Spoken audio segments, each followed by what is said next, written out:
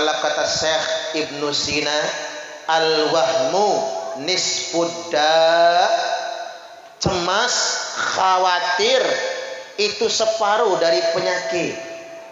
Sehat kita, segar badan kita, kuat tubuh kita, tapi kalau panik, pikiran sumpek, hati gelisah, gampang kena penyakit. Makanya benar kalau kata dokter yang dari Jawa Timur, penyebab penyakit bukan makanan. Maka jangan terlalu banyak pantangan. Yang asam urat lantak saja tuh kacang. Nggak usah takut yang darah tinggi makan tuh kambing. Nggak usah takut. Penyebab penyakit bukan makanan, tapi penyebab penyakit adalah pikiran. Iya Pak ya? Setuju? Aku setuju. Penyebab penyakit adalah pikiran, dan pikiran yang paling membebani adalah cicilan. Bener nggak kira-kira? Makanya yang banyak-banyak cicilan gampang penyakitan, gampang pening pala, gampang darah tinggi, gampang jantungan. Maka ibu-ibu berhentilah nyicil. Mengapa bapak-bapak lebih cepat mati? Karena mikirin cicilan bininya. Semua pada nyicil, udah rumah nyicil, motor nyicil, kursi nyicil, kulkas nyicil, seragam pengajian nyicil. Maaf, yang kuning-kuning ini udah lunas belum ya? Sudah? Oh, kirain belum. Kadang-kadang ditagih, bukannya nyetor, malah ngeles. Jadi kalau hidup terlalu banyak cicilan, maka kita terlalu banyak pikiran. Kalau sudah terlalu banyak pikiran, akhirnya gampang penyakitan. Namun begini Bapak Ibu, saya ingin tabayun. Corona ini ada, jadi kita nggak bisa mengingkarinya. Karena sejak zaman Rasul yang namanya wabah ya ada, zaman tabi'in ada. Kita kenal 1 abad yang lalu, baca di situs Wikipedia tahun 1999, tahun 1919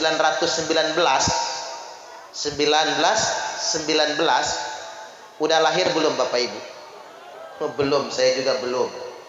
Tahun 1919 ada flu Spanyol, puncaknya. Angka kematian akibat flu Spanyol mencapai 100 juta orang meninggal dunia. Gara-gara flu Spanyol. Corona mah nggak seberapa, baru 1,5 juta. Makanya saya meyakini virus ini takdir Allah. Maka ucapan yang paling tepat adalah inna lillahi wa inna ilaihi raji'un. Kembalikan kepada Allah, minta sama Allah. Makanya kemarin saya nggak setuju, virus sedang muncak kita libur ke masjid. Ini Ustaz Turi Pak Kiai libur nggak di sini? Hebat. Libur ke masjid. Jumatan kagak Jumatan. Ya kita tambah gelisah, tambah cemas. 3 bulan nggak boleh pengajian. Padahal ada fatwa Imam Al-Ghazali rahimahullah, 40 hari 40 malam saja kita libur nggak berangkat ngaji. Tak ulang, 40 hari 40 malam libur nggak berangkat ngaji, cukup bekalnya masuk neraka. Nah saya 40 hari 40 malam nggak diundang ngaji, habis bekal saya. Iya juga ya Pak. Jadi stres kitanya, banyak pikiran. Walaupun memang wajar Pak, stay at home ujian kita bersama. Al-Imam Sufyan Ats-Tsauri sudah mengatakan, hadza zamanus sukut waluzumul buyut waridha bil quds ila antabut. Zaman ini adalah zaman kita mesti banyak diam. hadza zamanus sukut waluzumul buyut, betah-betah tinggal di rumah, stay at home. Ini gara-gara corona orang pintar bahasa Inggris, stay at home. Sekolah dari rumah, home schooling. Ngajar dari rumah, home teaching. PNS kerjanya enggak di kantor tapi di rumah, home working. Yang kasihan buruh harian Pak, buruh gudang, gara-gara di rumah kan enggak digaji, bahasa Inggrisnya home pimpa alaihum gambreng. Makanya di zaman pandemi COVID-19 ini, yuk kita peduli dengan sesama, kita berbagi sesuap nasi yang engkau masukkan ke dalam perut orang yang lapar. Itu lebih baik daripada membangun 1000 masjid. Mengapa demikian? Kalau kita bikin masjid mewah, orang paling berkata, wow, masjidnya mewah. Tapi kalau kita memberi orang yang lapar, pagi dia tidak sarapan, sore siang kelaparan, sore tambah keroncongan.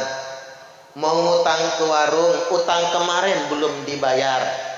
Ada yang kayak gitu? Banyak. Yang berani ngacung? Enggak berani. Ngutang ke warung, utang kemarin belum kebayar.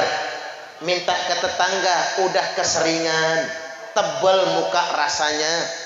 Tiba-tiba Pak, dia lagi lapar, kita datang ke rumahnya berbagi beras, berbagi sedekah, nangis dia. Makasih sama kita, hatur nuhun cenah, bersyukur sama yang memberi. Enggak berhenti sampai di situ Bapak Ibu.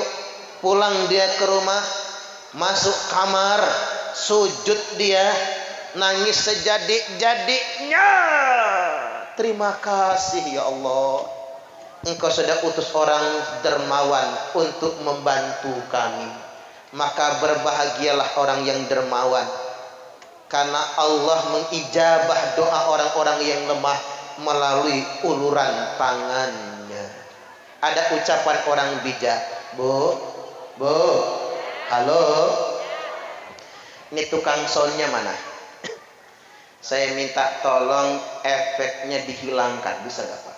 Itu kayaknya efek biar nggak terlalu rame suara saya ini. Perasaan kalau rame udah kayak ada jinnya yang ngikutin. Efek, nah gitu Pak, bagus ya, bulat-bulat ya. Tahun ini orang kaya nggak bisa berangkat umroh. Tahun ini yang sudah daftar haji nggak jadi berangkat haji. Daripada ngedumel menyalahkan corona, ingat kata orang bijak, orang kaya bolak-balik umroh dengan alasan rindu rumah Allah. Tak ulang lagi, orang kaya bolak-balik umroh dengan alasan rindu rumah Allah. Padahal Allah lebih rindu dengan orang kaya yang berbagi dengan fakir miskin. Setuju gak kira-kira Pak? Kita ke Mekah udah kayak pelesiran, mentang-mentang banyak duitnya, sampai-sampai songong. Maaf ngomong ya, gua ke Mekah sudah 17 kali, sampai-sampai unta hafal sama gua. Berarti kalau ke Mekah kenalan sama unta dia Pak, saking songongnya. Padahal sebetulnya yang Allah banggakan, yang Allah inginkan ketika orang kaya berbagi dengan fakir miskin. Karena begini Bapak Ibu, untuk baik itu nggak bisa sendiri, harus bareng-bareng. Kita bikin masjid nggak bisa sendiri. Coba lihat masjid-masjid Pak yang dibangun orang satu nggak makmur, karena ngebangunnya sendirian, duit pribadi, tanah dibeli sendiri, masjid dibangun sendiri, biasanya kurang makmur. Mengapa masjid kita makmur? Karena kita bersama-sama membangunnya, sumbangan dari mana-mana. Artinya untuk dermawan nggak bisa sendiri, untuk sedekah nggak bisa sendiri, nggak klop dia. Saya ambil contoh, laki pelit, bini dermawan, nggak jadi. Ada laki pelit, Bu? Yang mana? Yang mana? Atau sebaliknya, lakinya dermawan, bini pelit, juga nggak jadi. Makanya ada cerita, suami ngomong sama istrinya, "Mah, masukin duit infak ke kantong baju koko. Bapak mau Jumatan." Sama istri dimasukkan duit di baju kokonya. Begitu suami masuk masjid Amar Ma'ruf, tapi nggak pakai nahi mungkar kan? Masjid Amar Ma'ruf, dicek dulu di kantong baju, ada nggak duit yang diselipin bini? Ternyata ada. Berapa jumlahnya? 5.000? Bukan, 50.000. Istri mah solehah, Pak. Kata laki mah, potong uang belanja buat sedekah untuk di masjid infak. Bini solehah, selipkan uang gocap 50.000. Tapi begitu dicek oleh suami 50.000, suami nggak jadi masuk masjid. Balik ke rumah lagi. Di rumah manggil, "Mah!" Bengak-bengok. "Apa sih, Pak? Nggak jadi Jumatannya." "Enggak, tadi duit yang dimasuk berapa?" "Ya gocap 50.000. "Ah, kebanyakan ini mah. Tukar. Kena marah bini, Pak. Nggak jadi yang gocap 50.000, nggak jadi, ganti yang 5.000. Tuh kalau laki pelit, Bu, sedekah nggak jadi. Masih mending ada 5.000-nya ya. Yang lebih parah lagi kalau bini pelit. Kata Imam Hasan Al-Basri, sedekah buat ngaji nih, makanan yang kita sedekahkan di sini, ini fadilahnya membuang 70 setan dari aliran darah kita. Makanya ibu-ibu kalau badannya udah terasa bobot ya, udah berat, itu bukan karena kegemukan, demitnya banyak, setannya lagi rame. Gimana cara ngeluarin setannya? Keluarkan sedekah untuk pengajian, bikin besekan, bikin kembang telur, keluarkan sedekah di majelis-majelis ilmu, akan mengeluarkan 70 setan. Maka muridnya ngacung, "Syekh, izin pulang dulu." "Lu ngapa?" "Saya mau ngambil makanan buat sedekah."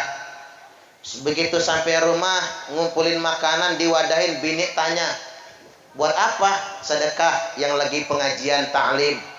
Istri nggak terima, ribut berdebat, suami ngotot.